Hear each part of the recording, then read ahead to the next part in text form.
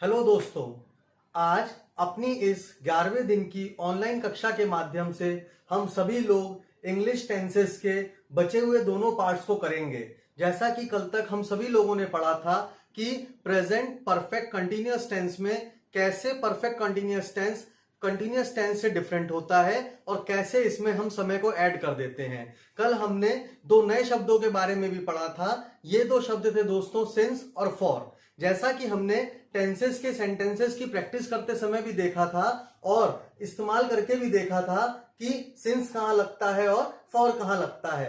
दोस्तों, जैसा कि आप सभी लोग जानते हैं कि सिंस को हम पॉइंट ऑफ टाइम के साथ यूज करते हैं और फॉर को हम पीरियड ऑफ टाइम के साथ यूज करते हैं। पॉइंट ऑफ टाइम का मतलब होता है दोस्तों, जब हमें कोई नियत समय, नियत तारीख, नियत साल, नियत महीना या सुबह दोपहर शाम इस तरह के शब्द बता दिए जाते हैं। जैसा कि कल हमने एग्जाम्पल लिया था दोस्तों, राम सुबह से क्रिकेट खेल रहा है। सुबह से का मतलब हमें एक पॉइंट दे दिया गया था और हमें देखना था कि इस समय से लेकर के उस समय तक के बीच में कितना पीरियड है। तो हमने कल लिखा भी था दोस्तों कि कैसे मॉर्निंग, इवनिंग, आफ्टरनून, नाइट के साथ सिंस आएगा, वीकडेज के साथ सिंस आएगा, मंथ के नाम के साथ सिंस आएगा, जहां कहीं पे लास्ट लग गया हो वहां पर सिंस आएगा। अगर आपको लास्ट के साथ फॉर लगाना हो तो फॉर अकेला ना लग करके दा के साथ लगेगा। और हमने ये देखा था दोस्तों कि कैसे फॉर का यूज हम पीरियड ऑफ टाइम के लिए करते हैं। जैसा कि आप सभी लोग जानते हैं दोस्तों, पीरियड ऑफ टाइम उस अवधि को कहते हैं जिस अवधि को कैलकुलेट करने के बाद हमें एक पर्टिकुलर पॉइंट के बारे में पता चलता है। अगर मैं आपसे कहूं मैं आपसे 10 साल पहले मिला था, इसका मतलब 10 साल पहले आप काउंट करोगे 10 साल पहले कौन सा सन था, तो वो 2010 था। अगर मैं सेंटेंस में 2010 का यूज कर रहा हूं तो हमें सिंस लगाना है दोस्तों, पर अगर मैं 10 इयर्स का यूज कर रहा हूं तो हमें फॉर लगाना है। मैंने कल भी आपसे कहा था दोस्तों, इन सेंटेंसेस की डेली प्रैक्टिस आप लोग करते रहिएगा।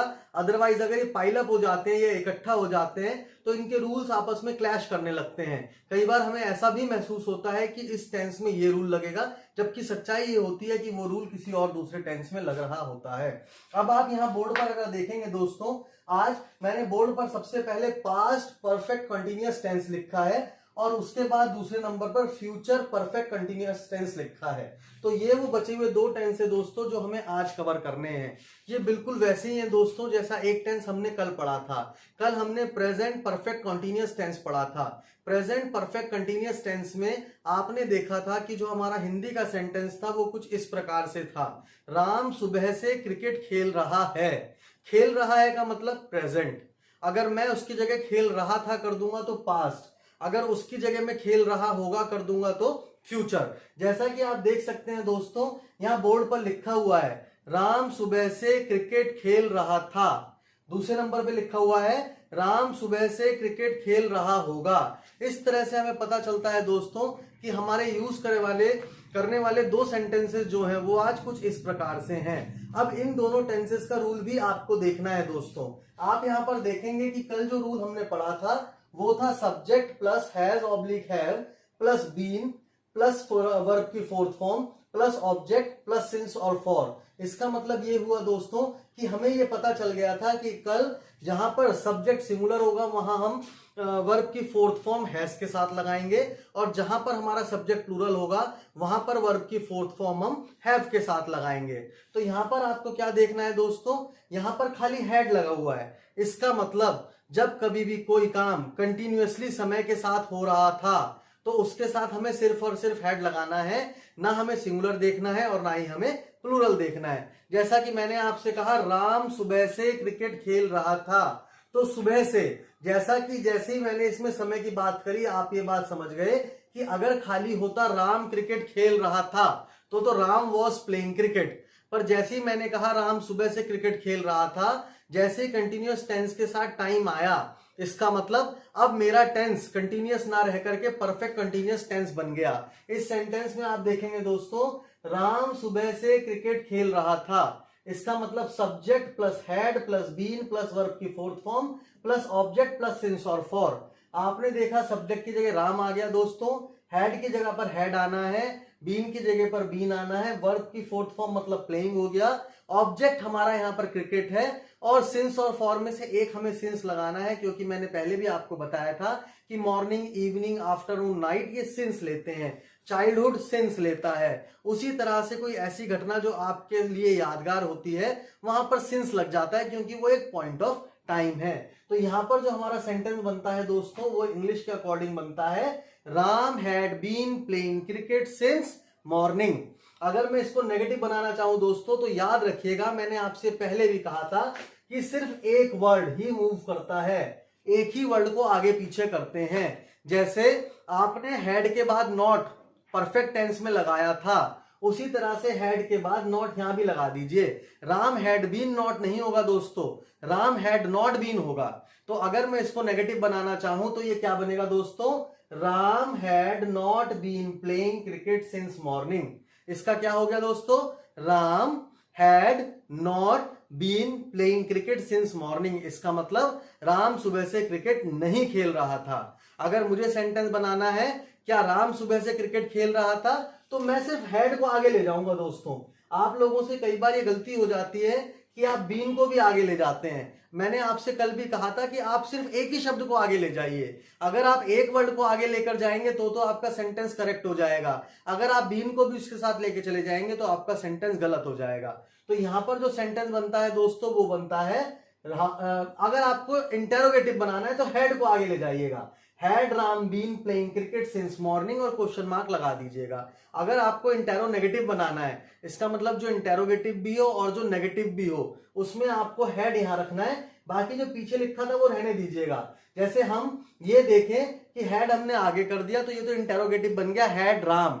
अब नॉट तुरंत राम के बाद लगा दीजिए, had Ram not been playing cricket since morning. इसका मतलब ये बन गया दोस्तों, क्या राम सुबह से क्रिकेट नहीं खेल रहा था। इसमें नहीं भी आ गया, इसमें क्या भी आ गया। क्या के लिए हैड आगे लगा दिया दोस्तों, नहीं के लिए राम के बाद नॉट लगा दिया। इससे हमें एक चीज समझ में आ रही है दोस्तों कि सेंटेंस में जब कभी भी हमें उसके टाइप को बदलना है, अगर हमें उसे नेगेटिव बनाना है तो is, am, are, was, were, has, have, will के तुरंत बाद नॉट लगाना है। अगर हमें नेगेटिव बनाना है, डस के तुरंत बाद नॉट लगाना है, डिड के तुरंत बाद नॉट लगाना है, डू के तुरंत बाद नॉट लगाना है। तो इससे ये क्या बन जाएगा दोस्तों, ये सीधा नेगेटिव सेंटेंस बन जाएगा। अगर आपको इंटेरोगेटिव बनाना है तो सिर्फ एक वर्ड आगे कर दीजिए जो भी हेल्पिंग वर्ब उस टेंस में लगी हुई है, और उसके बाद अगर आपको इंटेरोनेगेटिव बनाना है तो एक हेल्पिंग वर्ब आगे कर दीजिए, चाहे वो हैड हो, चाहे हैव हो, चाहे हैज हो, चाहे इज, एम, आर हो, चाहे वॉज, वर हो, या चाहे विल हो,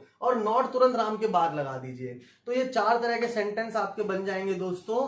राम सुबह से क्रिकेट खेल रहा था, Ram had been playing cricket since morning. अब अगर राम सुबह से क्रिकेट नहीं खेल रहा था, Ram had not been playing cricket since morning. क्या राम सुबह से क्रिकेट खेल रहा था, had Ram been playing cricket since morning. और अगर नॉट भी लगाना है तो राम के बाद नॉट लगा दीजिए, had Ram not been playing cricket since morning. दोस्तों जब कभी भी आप इन सेंटेंसेस की प्रैक्टिस करते हैं, मेरा आप सभी से अनुरोध है, आप सभी से एक ही विनती है कि बहुत जल्दी मत करिएगा।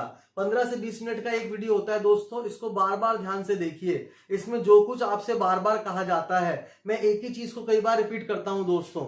मेरा यूट्यूब चैनल किसी बहुत प्रोफेशनल इंग्लिश सीखने वाले के लिए नहीं है। मेरा यूट्यूब चैनल उन लोगों के लिए है जिन लोगों को बहुत बारीकी से बेसिक इंग्लिश ग्रामर के रूल्स को समझना है, टॉपिक्स को समझना है। हम इसको एक एडवांस लेवल पर लेकर जाएंगे दोस्तों, जहां पर हर तरह के बड़े टॉपिक हम डिस्कस करेंगे। पर सबसे पहले जो हमें अपनी रूट्स मजबूत करनी है, जो नींव मजबूत करनी है, वो तभी होगी दोस्तों जब आप जल्दबाजी ना करते हुए इन सेंटेंसेस को डेली बहुत ध्यान से करेंगे।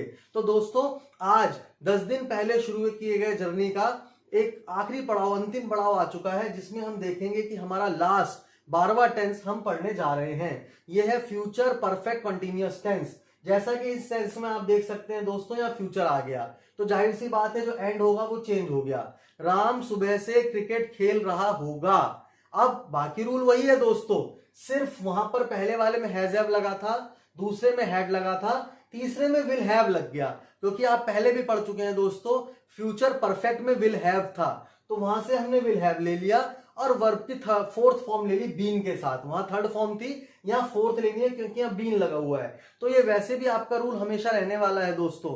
अब आपको हमेशा ये चीज ध्यान रखनी है कि जहां पर भी विल हैव बीन आ गया टेंसेज में, वहां पे वर्ब की फोर्थ फॉर्म आप यूज करेंगे। तो इसमें जो सेंटेंस बनता है दोस्तों वो बनता है राम सुबह से क्रिकेट खेल रहा होगा। जैसे ये चीज आपके दिमाग में आई, आपको तुरंत ये बात पता चल गई कि राम क्रिकेट खेल रहा होगा तो फ्यूचर कंटिन्यूअस हो गया, पर सुबह से खेल रहा होगा तो ये फ्यूचर परफेक्ट कंटिन्यूअस है, इसमें समय का यूज करना है। तो दोस्तों जैसा कि सेंटेंस बोर्ड पर लिखा हुआ है, राम सुबह से क्रिकेट खेल रहा होगा, आपने इसका रूल लर्न करा, subject plus will plus have plus been plus verb की fourth form plus since object plus since और फॉर। तो उसी के अकॉर्डिंग सब्जेक्ट की सब जगह सब्जेक्ट लगाइए जो कि राम है, विल की जगह विल। इसमें ना सिंगुलर देखना है ना प्लूरल देखना है दोस्तों, इन दोनों ही रूल्स में सिंगुलर प्लूरल का कोई चक्कर नहीं है। आपने लिखा Ram will have been playing cricket since morning. अगर आपसे कोई कहे कि इसको नेगेटिव बनाना है कि राम सुबह से क्रिकेट नहीं खेल रहा होगा, तो नहीं के लिए दोस्तों एक शब्द के बाद ये विल के बाद नॉट लगाइएगा, हैव के बाद नहीं। सिर्फ जो हमारी हेल्पिंग वर्ब आई है उसमें पहली वाली जो है विल, उसके तुरंत बाद यहां पर नॉट लगा दीजिएगा। तो इससे बन जाएगा दोस्तों Ram will not have been playing cricket since morning. अगर आपको इंटेरोगेटिव बनाना है क्या राम सुबह से क्रिकेट खेल रहा होगा, तो इस विल को आगे कर दीजिए, will Ram have been playing cricket since morning. और अगर इसको इंटेरोनेगेटिव बनाना है, will Ram not have been playing cricket since morning. तो इसमें दोस्तों कई बार हमें कंफ्यूजन होता है कि मैं नॉट विल के बाद लगाऊं या हैव के बाद लगाऊं, या और भी किसी टेंस में अगर आपको इस तरह का कंफ्यूजन हो तो बिल्कुल याद रखिएगा दोस्तों कि सब्जेक्ट अपनी जगह पर सेम है। सब्जेक्ट के बाद जो पहली हेल्पिंग वर्ब आती है उसके तुरंत बाद नॉट लगता है। अगर कोई आपसे कहे कि इंटेरोगेटिव में मुझे क्या आगे लेके जाना है, तो आप कहिएगा जो पहली हेल्पिंग वर्ब लगी है सिर्फ उसको आगे लेकर के जाइए। तो इस तरह से दोस्तों अगर आप देखेंगे हमने आज इन दोनों टेंसेस को भी कवर करा। दोस्तों हमारी अभी तक की क्लासेस में हमने पूरी कोशिश करी कि आज 11वें दिन हम लोग पार्ट्स ऑफ स्पीच और टेंसेस को कवर कर पाए, अच्छे से पढ़े लिखें और इनके एग्जाम्पल्स कॉपी में करके देखें। मैंने आपसे पहले भी कहा था दोस्तों, एक दो एग्जाम्पल से हमारा काम चलने वाला नहीं है, हमें कम से कम एक दिन में एक टेंस के 20 सेंटेंसेस लिखने हैं। और कोशिश ये करिए कि एक तरह के चार सेंटेंस मत लिखिए, बल्कि 20 अलग अलग तरह के सेंटेंसेस लिखिए। एक इंटेरोगेटिव लिखिए, एक नेगेटिव लिखिए, एक इंटेरोगेटिव लिखिए, एक इंटेरोनेगेटिव लिखिए, एक सिंपल लिखिए, जिनमें सब में वर्ब के अलग अलग फॉर्म का आप यूज करें। दोस्तों आज की हमारी क्लास में हमें सिर्फ यही दो टेंसेस कवर करने हैं। आज हमारा लोड थोड़ा बढ़ता है, हमारा काम थोड़ा घर के लिए बढ़ता है। अब हमें इन 12 टेंसेस को करने के बाद कोशिश ये करनी है कि टेंस रिलेटेड छोटी छोटी चीजें हम लोग अपने आप कर पाए। हिंदी के सेंटेंसेस आप लिख कर रखिए, इंग्लिश उनकी इन टेंसेस की हेल्प से बनाइए। कोशिश करिएगा सेंटेंसेस वही इस्तेमाल करिएगा दोस्तों जिनकी एंडिंग इस तरह से हो रही हो। तो अगर आप देखेंगे दोस्तों आज हमने अपना टेंसेस वाला टॉपिक कवर कर लिया है।